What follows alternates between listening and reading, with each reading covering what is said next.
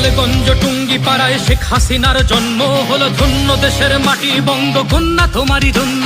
তুমি উন্নয়নের রূপকার দিলে সোনার বাংলা উপহার, তুমি মমতার মায়া স্নেহ ছায়া দিয়ে দূর করে দিলে অনাহার। তুমি ইতিহাস, তুমি সংগ্রাম, তুমি বিজয়ের মহাকাব্য, তোমার উন্নয়নের সৃষ্টি কারুর হবে না তো করা সাধ্য।